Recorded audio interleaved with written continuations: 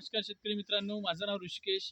आज आपण एका संत्र्याच्या बागेमध्ये आलेलो आहे आणि आपल्या सगळ्यांना माहित आहे की सध्या आंब्या बहाराचं खत व्यवस्थापनाचं सर्वत्र सुरू आहे आपल्या भागामध्ये, म्हणजे संत्र्याच्या भागामध्ये। तर आज आपण बघणार आहोत की जे IPL बायोलॉजिकलचे जे खत व्यवस्थापन आहे संत्र्याबद्दल, आंब्या बहारबद्दल, त्याबद्दल आपण बघणार आहोत।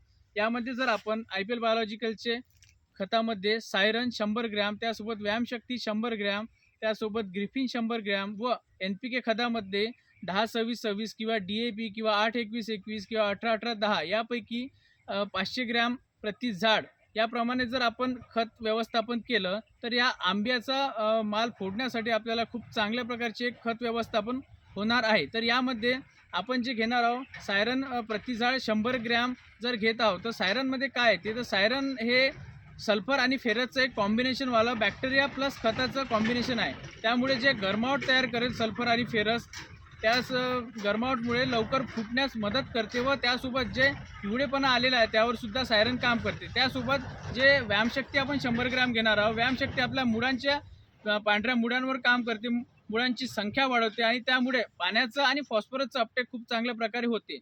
त्यानंतर जे आपण ग्रिफिन घेणार आहे, ग्रिफिन हे एक NPK कॉन्सोर्शिया आहे। त्यामध्ये NPK म्हणजे नायट्रोजन, फॉस्फरस आणि पोटॅशचे बॅक्टेरिया आहे, जे काही आपल्या जमिनीमध्ये आपण NPK खत टाकत आहोत त्याचं फिक्सेशन न होऊ देता झाडांना पूर्णच्या पूर्ण अवेलेबल करून देते, आपल्या जमिनीची pH मेंटेन करते व जमीन भुसभुशीत ठेवते। आणि सगळ्यांना माहित आहे की जे स्ट्रेट फर्टिलायझरमध्ये 500 ते 700 ग्राम 10-26-26 DAP किंवा 18-18-10 किंवा 8-21-21 यापैकी कोणतंही एक खत घेऊन आपण आपल्या आंब्या बहाराची खत व्यवस्थापन चांगल्या प्रकारे करू शकतो। धन्यवाद।